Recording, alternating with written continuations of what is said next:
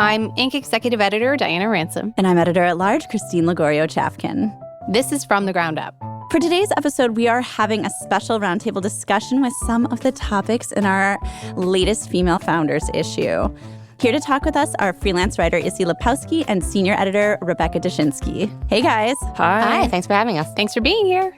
So, Christine, we're talking about female founders and just a little bit about this package which is near and dear to all of us here. We've been running this list. Basically, it's a list of the most dynamic women in business. We started out by featuring 100 women annually for about 3 years, and then we moved it up to 250 because we just thought there were so many women we wanted to feature. And then check this out. We're featuring 500 women this year, which is going to kill us all, but we're doing it anyway. You are almost done with putting together the list, right? Yeah, at this point. I'm at the, I feel like I need to knock on wood. But anyway, so it's a great list. It's interesting. We don't often talk about women in entrepreneurship enough. So it's nice to be able to highlight their accolades. I mean, we talk about them a lot. We don't pull them out for specific examination. And I think in this issue, you guys have, in making the issue, I should say, you guys have really examined a few different trends, and you've been able to sort of witness what's happening with the state of female entrepreneurship. This is a really weird political moment that we are in, where anti-DEI is in headlines and different conspiracy theories, it seems like, every day. So I want to talk with you all about kind of the headwinds facing women founders, and also just what else is going on more broadly, what else you've witnessed in putting together this issue. So, you wrote the essay that sort of leads off our issue about the state of female entrepreneurship. What did you start on in reporting this, and what did you observe? Yeah, so the assignment was pretty broad. It was, what is the state of women's entrepreneurship today? We gave you no guidance. Exactly. But that was actually very freeing because, yes, we do hear in the cultural zeitgeist about this backlash to DEI, but I wanted to know, what do the numbers say? I knew that there was simultaneously this big explosion in post-pandemic entrepreneurship.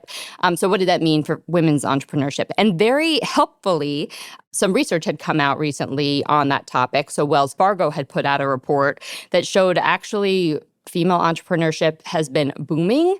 Since 2019, women had started businesses at twice the rate of men between 2019 and 2023. Yeah, incredible. And then I looked globally, and there was another report that came out from the Global Entrepreneurship Monitor, and that also showed a massive explosion in female entrepreneurship. Women now represent something like 1 in 3 high-growth companies or entrepreneurs around the world. Too. Yeah, so there were all these really encouraging signs for women's entrepreneurship at the same time that we're seeing this backlash and the curtailment of all sorts of rights for women and whatnot. So I thought that was really interesting to take a deeper look at. Why was it that in this really challenging environment where you had a pandemic and you have all this social and cultural backlash, you have women kind of coming out of the woodwork to start buesses? Well, I mean, a lot of women ended up leaving the workforce, during the pandemic. And Yes. I think that, what we're seeing now, or what we started seeing a couple of years ago, was that they were starting their own companies as a result of being sidelined, right? Yes, exactly. So the headlines all over the place during the pandemic were that women were leaving the workforce by the millions. Some were, laid off because they happened to work in primarily service industries. Some lacked childcare and decided to stay home. What we found is that, all those women, didn't necessarily go rushing back to their 9-to-5s. A lot of them, I spoke with folks who were saying, there was sort of this massive reset of priorities during the pandemic where people suddenly had time to spend with their kids. They had time to do all of the other labor that they do at home and liked having that time. And so decided that, if the corporate world is going to be a less hospitable environment for women, if we're going to see this backlash against DEI, screw it, I'm going to work for myself. Yeah, that's interesting. I wonder if we're going to see more of this. Just a rearrangement of priorities, right, in life. And I'd see that in my friends who have regular 9-to-5-ish jobs as well, too, right? There's been a rebalancing. But That said, I mean, being an entrepreneur is not necessarily a part-time job, and I don't want to make it sound like it is one. What about the financial data? I mean, we've been watching for years the venture capital funding for women just like sit like around 3% for ones who would have a male co-founder. Have you seen any movement there or just change in the ecosystem that's a little sunny? Yeah, it's not sunny, unfortunately. So while we've had this massive explosion of female entrepreneurship, there's actually been a small but perceptible decline in venture capital funding for female-only entrepreneurs. So it's like 1.8% of the venture capital pie now. And then if you add a male co-founder, it shoots up to like 20%. So that's a pretty telling statistic. But so all of which is to say, a lot of these businesses that I'm talking about are not massive venture-backed companies. Like I think something like 90% of them are solopreneurs. A lot of them are concentrated in a few industries. So those industries may be sort of services like nail salons or hair care. But some of the encouraging news is that those industries are diversifying. So female-owned businesses had been sort of concentrated in a few industries for a very long time. Now they're seeing growth in other things like waste management and, a whole bunch of other industries. So like that's insurance, real estate. Exactly. Yeah. And so it's encouraging that women are branching out in different directions. What's discouraging is that they are not getting the funding to do it at the same rates as men or even close. And so therefore that it still means that women are not, getting the big exits. And that is not perpetuating, as I was talking to some investors in this space, that's not creating commensurate wealth for women, even women who are at the top of their game. And wealth equals power in this country. And so that is still a massive hurdle that women, even the most successful female entrepreneurs, face. Taking venture capital always has a lot of risks involved in it. And that includes, losing your own business, the potential for losing your own business, losing your own vision, straying from the original mission. So yeah, there's a definite trade-off. Benefits to bootstrapping, even if it does inhibit that kind of explosive growth and, like you're saying, the wealth creation. Especially these last few years when the VC market has contracted. Yeah. And so what was interesting is some of the investors I spoke to said, women are kind of a little bit more, let's say, durable. Women-owned businesses are a little bit more durable. They're kind of used to doing more with less. And so in times when the VC market is tight, like they can still kind of make it work. And so that was another sort of trend that maybe contributed to these women-owned businesses surpassing the creation of male-owned businesses during this kind of tricky financing period. Did you happen to talk to people about where we go from here? There's still a lot of questions, because the data that we're looking at is 2019 to 2023, right? Yeah. All the reports that come out in 2024 are looking back. We are looking now, I think, at a huge tidal wave of backlash to Me Too, to DEI initiatives, to all of that. It's starting to feel like any woman in a position of power is being named a DEI hire, and that is really worrisome. It's definitely worrisome that women's slice of the VC pie shrank. And so I think that it still remains to be seen whether these trends continue or whether the forces working in opposition of women in business, this call for, more masculine energy in the workforce, Mark Zuckerberg, whether that ends up curtailing the growth of female-owned businesses. I talked to a really interesting researcher who was saying we also would benefit from shifting our lens on how we think about equality in this space, right? So as I mentioned, 90% of these women-owned businesses are solopreneurs. They're concentrated in industries that aren't going to have massive exits. And so we look at that and we say, it's unequal. But what we don't account for is all the stuff women are doing. Like these businesses might not be built for big exits, but they do serve a really foundational purpose in society, right? They are the things that make communities function and all of that. And so we have to find better ways to account for that work and for that contribution that doesn't just result in massive exits, VC funding, and all of that. Women, are more likely to chase businesses that have some sort of like societal benefit, the research shows, and there should be a way to count that.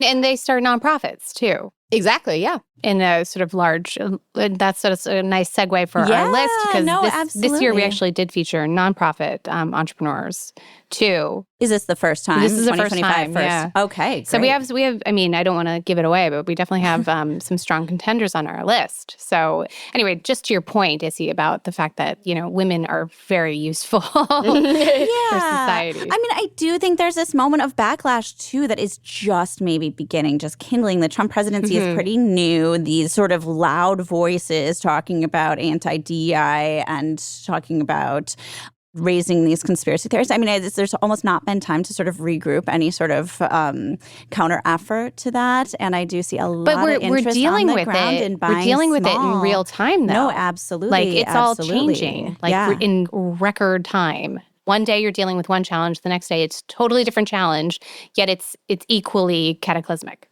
Yeah, and I mean, that is to say also women-owned businesses are going through the same very hurdles right now in terms of dealing with their international supply chain and dealing with everything else and like having to re-steer all their employees' efforts. So yeah, it's the same and more for them right now to deal with. One thing that is true every year is that, as you point out, the funding landscape for women is just never been good. So women founders end up having to be crafty and creative about where they source their funding. So a neat trend that we spotted from the list this year is that women were really creative. And Rebecca, I would love for you to sort of, what did you find in that realm? Yeah, we found that founders have been a little bit more specific in who they're targeting for their funding. So one company we saw, Lushy, they are a company that is trying to make egg freezing and IVF a lot easier for people who seek those kinds of services. This founder, Jessica Schaefer, she ran into a very common problem that female founders face, which is that a lot of the male investors that she approached didn't really understand the purpose of her company or why this kind of service was so needed. You should just quit your job and have babies. Yeah, why would you want to freeze your eggs? Yeah. So basically, she ended up getting $5 million in pre-seed funding backed exclusively by couples and individuals who had undergone IVF or dealt with infertility themselves. I think we've seen other female founders embrace this kind of strategy before, too, like really finding their audience. Another standout was Shelly Aronoff, whose company Interplant. Basically, they have created an insights platform that tries to help farmers to have better soybean yields. So it has pretty staggering implications for the overall agricultural system. And she ended up raising a $30 million Series B, which was led by an alliance of North American farmers, which is the highest amount of capital raised directly from farmers to date.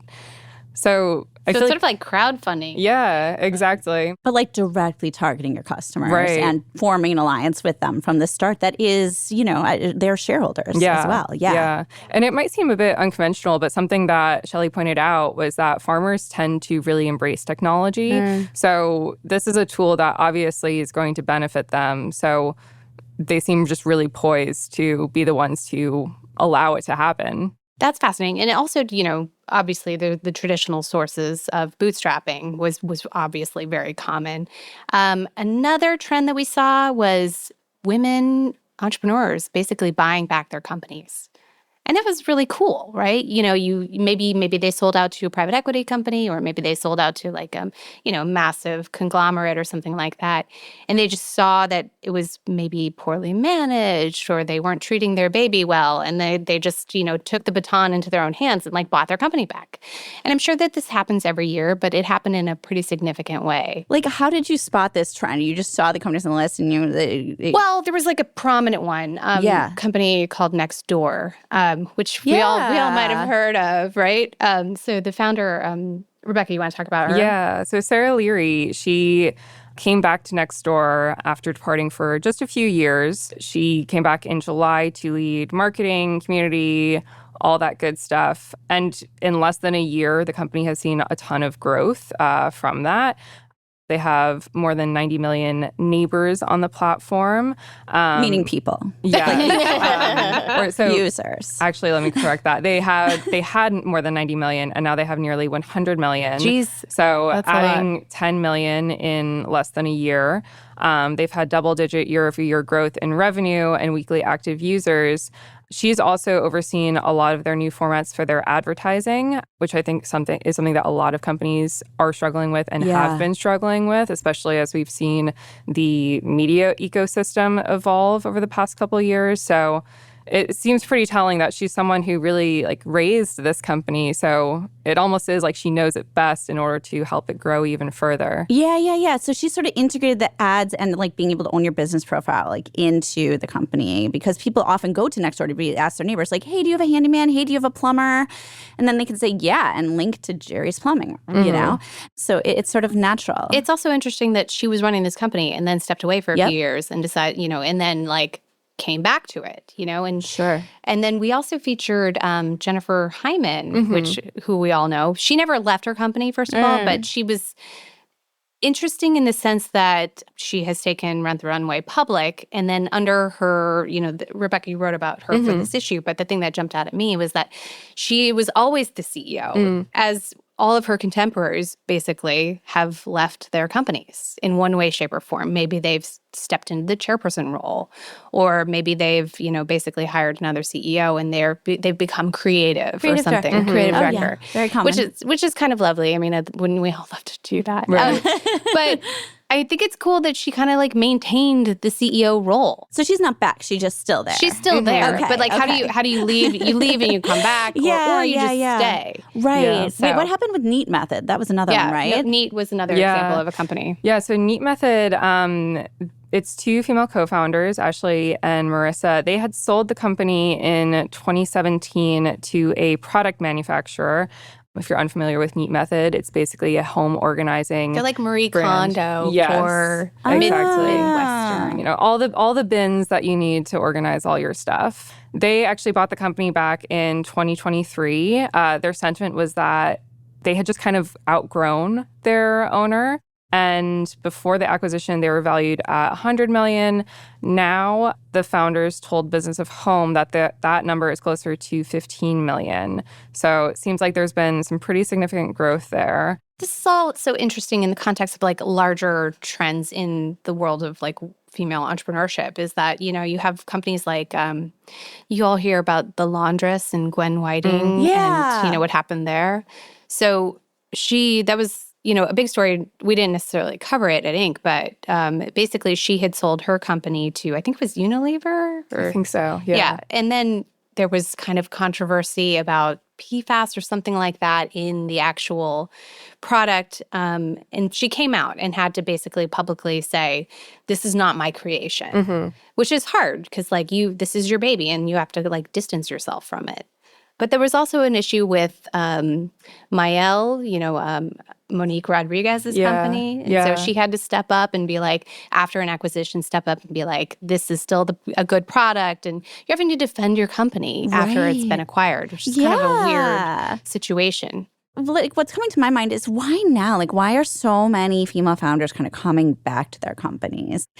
When I was working on my book on Reddit, one of the original founders of the company came back, and he said one really insightful thing, which was that when he started back there, after being gone for many years, the company was in a really dark place and he had to make a lot of big changes, as it seems like some of these might have to do. And he said, I think only the founder has the moral authority to make those sort of decisions and to have the employees actually buy in and believe it. Do you think that's the case, or is something else going on here sort of culturally or individually in these companies? Is it just a different circumstance each? I feel like something that we've been hearing a lot about in the past year is this idea of founder mode. So no one's going to care about your company more than you do. And this is something that I was talking to Jen Hyman about. And she really firmly believes that everyone at a company should be kind of exemplifying founder mode. You're, really feeling agency over their work. And I think one of the reasons why she's been able to really lead Rent the Runway for more than 15 years now is that she, comes to her work with a fresh perspective every day. One thing that she told me was that about every 3 years, she rehires herself into her role as CEO. You get the job. You get it. Yes. I am not sure if this involves more HR onboarding or anything else she does with this, but it's basically taking the mindset of not getting stuck in patterns that aren't working anymore. She also reorganized the company last spring into different startups. Each of these startups are a cross-departmental group, all targeting one specific goal for the company. So one, for instance, is focused on really revitalizing the brand's occasion wear rental service. And so they have, engineers, marketing people, everyone that can just really focus on that one specific goal. So she seems like she's been really successful in kind of getting everyone on board. She also told me that she's exceptionally proud that people who have left Rent the Runway have gone on to higher executive roles or found their own companies. Yeah. So she's really fostered the spirit of entrepreneurship in her own organization. We'll be back with a remarkable story of women changing medicine and the future of the celebrity quote-unquote co-founder right after this.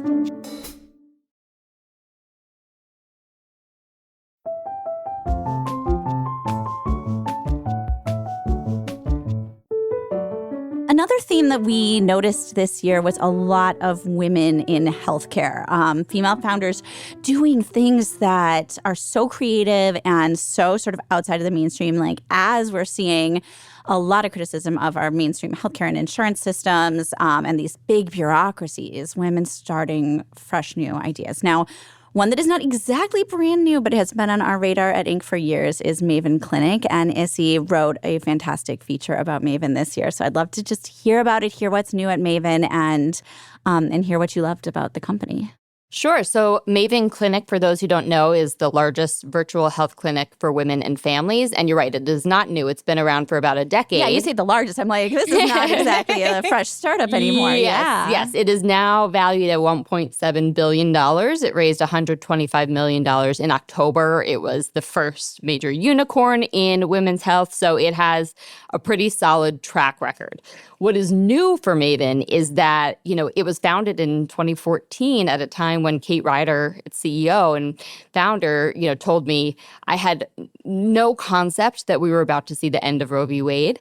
So she founded it in a very different world than she is running it in now. She's now running this platform whose mission is to expand healthcare for women at a time when women's healthcare and reproductive rights are being curtailed in half the country. And so now she's faced with this brand new challenge and opportunity where, Maven can kind of be a backstop for women who live in maternity care deserts or who need to consult their options in states where, it's basically verboten to discuss those options with the doctor.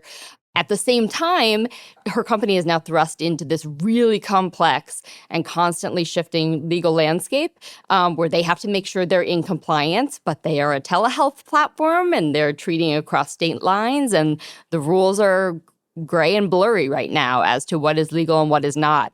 So it's a really interesting time at Maven. It's growing and it's expanding, and in some ways its mission is more urgent than ever, but also far more complex than ever.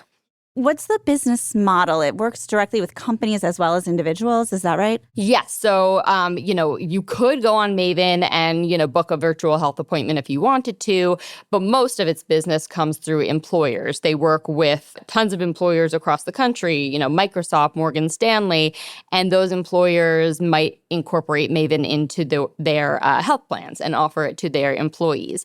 And, Maven has grown to include, fertility consultations, but also pediatrics and menopause services and all this stuff. And the idea is that by partnering with this virtual health clinic, it can help save these companies a lot of money because they're giving people access to proactive treatment. For instance, Maven has done some research that shows, when people work with virtual doulas on their platform, it dramatically reduces C-section rates, which is obviously good for the patients, but it's also good for the payer because it's a lot cheaper to not have a C-section. So there are a lot of reasons why companies want Maven to be part of their health services. Absolutely. Well, also Maven has incorporated Medicaid into its platform. And Exactly. That's also really fascinating.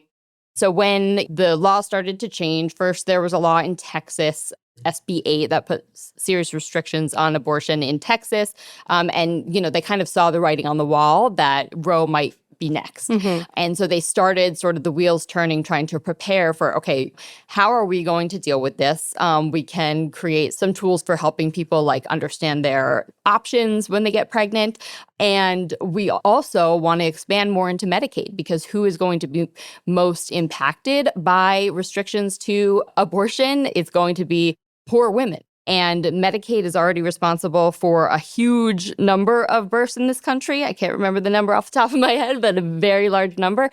And so they have been expanding into a number of states where Maven is offered to Medicaid recipients. What I loved about it was that you highlighted a couple of venture capitalists in the story where they talk about the opportunity that even though, women's health rights are being curtailed across the country, we're not going away. We still are 50% of the country, and we still have needs. And so if anything, women's health care and startups that cater to them are very necessary still. So there's still optimism here. Exactly. Actually, when you and I were discussing the story initially, I remember that our kind of hunch was that, all the funding is going to dry up for women's health because it's too dicey and it's too risky, it's too uncertain, and investors don't like uncertainty.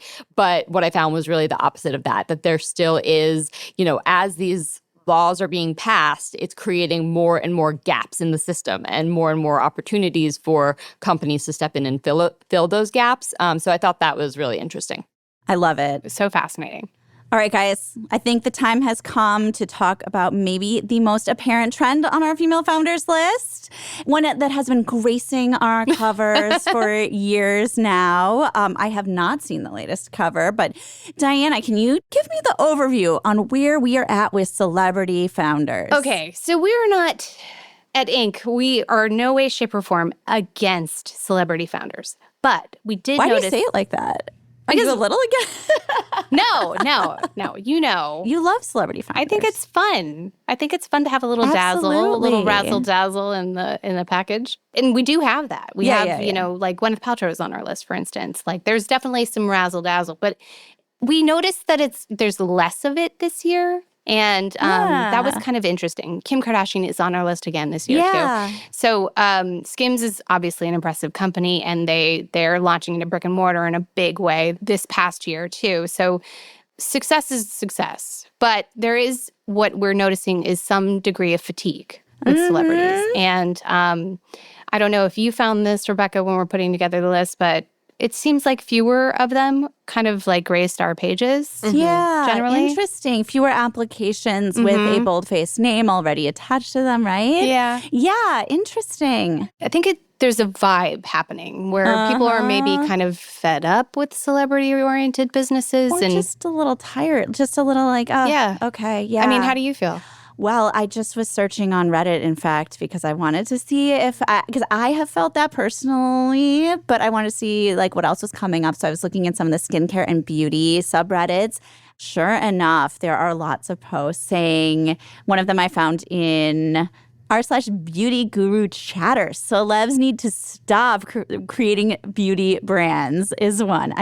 Another in r/Sephora said, does anybody else avoid celebrity founded brands? I mean, I think there is this sort of it's been overdone. It's probably the search for real? authenticity. Yeah. If it's authentic, and Skims to some degree is authentic. And I am not necessarily a Kim Kardashian stan here. Not keeping up. But it's she needed the cool modern girdle, and people need that potentially. And people who start companies because they had a skin problem and they started a beauty company. I mean, at least there's that authenticity there. Sure. So, where it's a problem when you start a luggage company and you're an influencer. What does that even mean? I wonder if there's just burnout with the amount of stuff that people are being sold by influencers and celebrities. Celebrities used to be tied to one brand. And now if you go on TikTok, celebrities are hawking every single brand and every single item that also the regular people are hawking. Yeah. So I wonder if there's just a lot of burnout with being sold on stuff. But Well, I think that's so true. Remember a couple of years ago, we were discussing this same thing, and it came up that investors, when they were talking to startup brands, especially in makeup, especially in beauty, were asking founders, who's your celebrity? Who's your co-founder? Like you Who couldn't is get going funding to endorse? unless you couldn't had get funding. the celebrity co-founder. And I think that era might be slowing down. Well, certainly. I have a good example from our list this year is Goodles. So we interviewed the founder for our podcast, Jen Zezut, but she has a founding partner in Wonder Woman, Gal Gadot. But Goodles is so popular, she doesn't need Wonder Woman. I didn't even know that. Right. She doesn't need Wonder Woman. She didn't even need the celebrity, which is kind of wild to have the celebrity and you don't even need him. Yeah, if that's not a superpower anymore, I don't know. I mean, I'm It's sure maybe it interesting. helped initially to get some sort of media attention. Maybe it's helpful for that spark, but maybe for longevity. Actually, before we sat down to talk here, I was doing a little bit of looking around to see if the fatigue was real. Are we just feeling it ourselves because we're so close to it? So one example that I saw just in doing brief search was that Cora, this it's like a beauty brand started by Miranda Kerr, who is basically a Victoria's Secret angel. She's a supermodel. But basically, it's an older company. It started in the 2000s, late aughts. And as they've been growing the business, they've been moving away from her celebrity. They're trying to lean into more of here's why the brand is great versus here's our great celebrity. And I think that's interesting, and it's kind of a neat model for how these celebrity brands can maybe transition one day. Yeah. Rebecca, as someone who has covered retail for years, is this something about the influencer era kind of waning? Yeah, I definitely think so. I think people have hit peak exposure. And I think that's why celebrity brands can only succeed if they are able to eventually exist without the celebrity. So it might sound crazy, but even a company like Skims, I think, is moving into an era of not overly relying on Kim as their spokeswoman. They've had a lot of buzz online for their marketing efforts that have highlighted really trendy celebrities. So someone like an Alex Cooper or a Sabrina Carpenter, they've had these really editorial Skims photo shoots that people have even been comparing to, magazine covers of yore. So I think they've really capitalized on partnering with people who are really in the cultural consciousness in the moment. I also think, thinking of someone who was on our list last year, Shay Mitchell, whose company Baze, they are a luggage brand. Yeah, I didn't mean her specifically, by the way. Their products are good. And that felt really authentic to her because she is someone who had built her following not just as an actress, but as someone who posted a lot on Instagram about her hashtag Shaycations. What are Shaycations? Her hashtag Shaycations are her travels with her friends. They would go to Petra. You guys don't want to see me go on that. vacation. But she really, built this reputation as someone who loves to travel. And so for someone like that to launch a luggage brand that is designed with, really smart storage solutions, that feels authentic. And people who aren't just a fan of Pretty Little Liars can, appreciate those suitcases. At the same time, it's not going away. We're not ringing the death knell for these celebrity-backed brands. Actually, Alex Cooper, for instance, who we may end up doing something with it down the road. Issie, you had done a little bit of reporting on her potentially for something. She launched a Gatorade style soda. Yes, Unwell. Unwell, yeah, okay. Unwell branded. I think it's sort of like replenishment drinks for women. Is it for when you're unwell? Or? It's for when you're deeply unwell. It's when you've been up all night partying with Alex Cooper and you need some hydration. Yeah. Sounds authentic, right? Yes, very on brand. Totally. Yeah. I mean, Dani Garcia had an energy drink also that she was launching. She had launched. And I mean, I think it's pretty common. I think we're still seeing a lot of alcohol brands. Just got a pitch for one from Emma Watson and her brother have a really lovely looking new brand. Yes. I think that's their gin brand, right? Yeah. I think there's some sort of familial connection There they have. is. Their family has vineyards. So it's like casual. Can you be a Nepo grape baby, I guess? I don't know. Yeah. Seems like it. Yeah, there we go. But anyway, I mean, it looks lovely, but I see no shortage of that, and maybe that's not stopping. There was a story in the Wall Street Journal recently that fewer than a third of last year's Super Bowl ads did not have a celebrity appearance. So that's one to watch for this year. I think another thing we should be watching is a shift toward in marketing budgets away from maybe the celebrity partnerships and toward AI and toward that sort of integrating that into advertising and marketing, custom products as well, using AI as either a marketing tool or an actual generator of new products. So moving spend away from influencers and moving it toward AI. Yeah. Okay, you heard it here, folks. Maybe. That's my mini prediction. Do you guys have any other predictions in terms of the future of female founders in general or in this category in specific? I feel like optimism. I feel like I want to say something optimistic, but I feel like I can't right now. The jury's still out to some degree. It's a tough time. Yeah. But, I mean, they're always going to be crafty. They're always going to be innovative. And we're not going away. What about you, Rebecca? Any predictions? Yeah. I mean, I think that this is something that we've already seen and have been seeing for a while, but founders becoming not necessarily the face of their own brand, but founders being really open and transparent about their entrepreneurial journey. I'm seeing a lot of movement on Substack of founders kind of documenting what it's like to run a business. Someone that stands out is Diana Cohen of Crown Affair. She has a really great Substack where she had a really popular post on how she mood boards and how that's really important for developing the visual identity of her company. And she's also someone who, studied art history in college. So it's something that's very authentic to her. It's, one of her key passions. But I do think that we are going to be finding more ways that founders are connecting with their audiences in these ways. Like they're going to be branching out beyond sort of the traditional channels? Yeah, I think so. And I think a medium like Substack is really interesting to me because it is a little bit more direct than just posting on something like Instagram. You do have a chat functionality. You can get comments, which of course you can on Instagram, but it feels a little bit more distanced in that way. But I think there's something about writing, and maybe I'm biased, but there's something about writing that feels a little bit more genuine and authentic. And I think that's how people are going to kind of cut through the noise amid everyone posting products on social media and trying to get affiliates and all that. Yeah, absolutely. I love it. I love it going back to a kind of genuine communication. Great. Issie, what do you think? What do you think for 2025 and women starting businesses? I am a little bit with Diana in that I'm worried after all this growth that we've seen. I think now we're seeing, in the U.S., the federal government pull back on federal contracts specifically for women-owned businesses. We're seeing massive tech companies like Meta saying we're no longer going to be explicitly trying to contract with women-owned or minority-owned businesses.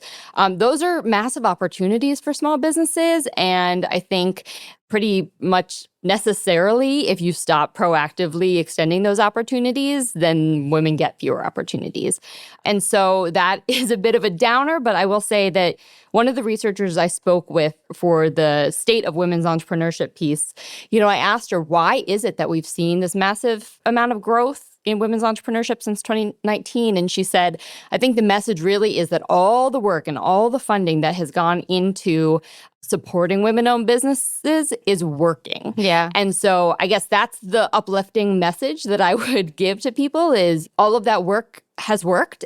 So that may make it worth staying the course if you are in a position to do so. Great. Well, thank you, Issie, so much for being with us today. Yes, happy to. And thank you, Rebecca. Yeah, thank you. Thank you both. This year's Female Founders List comes out on March 11th, and it's bigger and better than ever. So check us out. That's all for this episode of From the Ground Up. Be sure to subscribe on Apple Podcasts, Spotify, or your podcast platform of choice. Also, if you liked this episode or have suggestions for topics you'd like to hear about, reach out to us on Inc.'s social channels. And leave us a review wherever you listen. From the Ground Up is produced by Avery Miles, Sam Gebauer, and Hawa Otori, with Diana Ransom and myself. Lead producer is Blake Odom. Editing by Matt Toder. Mix and sound design by Nicholas Torres. Our executive producer is Josh Christensen. Thanks for listening, and we will see you next week. Hey, listeners, we've got a special custom segment from Inc. Studios and Room, so stick around after the episode. My name is Morten Meisner, and I'm the co-founder and managing director of Room, which is a company that offers modular architecture for the workspace of tomorrow. What is the biggest challenge businesses face today when it comes to office design? Well, I think that the easy answer to that is that any workspace that was built pre-COVID today faces massive challenges and has to be redesigned to fit the new future of work. I think the more complex and slightly more truthful answer to that question is that the modern workspace was already broken to begin with far before COVID, which is why we're seeing companies are having so many challenges bringing employees back to work. So why is it important for businesses to design for flexibility? Yeah, I think first it's important to understand that what happened essentially before COVID is that 70% of US companies migrated into open plan seating. So away from the traditional cubicles and private corner offices into these open space seating environments. And the result of that was pretty terrible. Employees been struggling with finding a space for private phone calls, video conferencing, not enough privacy in the open plan seating. And the adaptation of the open workspace was done without enough consideration to the multiple different environments that needs to be in place to support an open plan model. And that's where we started our business back in 2018, because one of the largest problems that all workspaces that had migrated, 70% of US businesses, were all experiencing challenges with too much noise and lack of privacy. And that's where we built the single phone booth that we've helped pioneer as the first piece of modular architecture that our company introduced.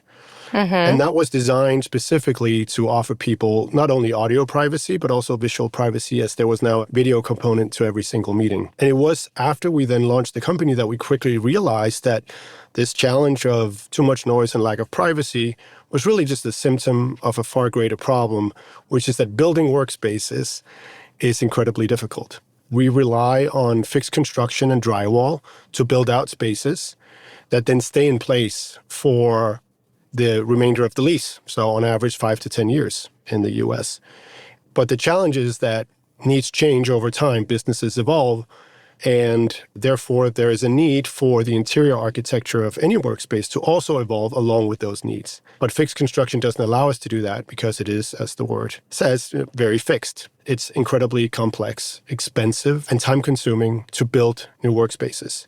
It's also very disruptive to the existing work environment to actually vacate, rebuild, and come back. And as a result, most companies don't end up doing that. And that means that many companies around the US are sitting in these spaces that might have been good on the day they moved in, but they're no longer serving their purpose. So let's get into the modular, the adaptive architecture. How does that benefit businesses and then also employees? Modular architecture is essentially an affordable, fast to deploy, and more flexible alternative to fixed construction. And it's also more sustainable for the planet. Because what happens with traditional construction is that we use drywall. Drywall is a material that is built to last for 50 to 70 years. But on average in the US, we tear it down every 5 to 7 years. The challenge with that is that there is nowhere for drywall to go but into landfill. It's not a sustainable, it's not a recyclable product. As a result, in the US, 600 million cubic metric ton of debris from construction alone goes into landfill. Jeez. And what modular architecture allows us to do is it allows us to build and rebuild again and again using the same materials. Because they act much like Lego blocks, you're essentially able to shape and reshape your workspace based on the changing needs of the people who matter most, who are the tenants, the people who actually use the space every single day. Right. And it's kind of interesting because I think as consumers, we're normally used to this, that the organic choice or the sustainable choice is always more expensive. What's interesting about modular architecture and the concept is that it is essentially not only more affordable than traditional construction, it is also more sustainable for our planet. Wow. It is more affordable to buy upfront, but especially it becomes more economical as you look at it over a 10 or 20-year period, where you would normally have had multiple cycles of building up walls only to tear them down again. Wow. And using some of these products, like the one we're sitting in right now, you can build out a floor plan, you can move the modules around your space, and you can even disassemble them and take them with you when you move into your next space, your next office. So for the first time, interior architecture starts acting like furniture. And it is no longer a sunk cost that just gets demolished and ends up in landfill. It is a product that you can essentially disassemble and take with you, and you own it. And I think there is a world where modular architecture essentially can completely replace the need for interior traditional construction, which is more economical for the end user and much better for the planet. Morten, thank you so much for joining us. Thank you so much for having me.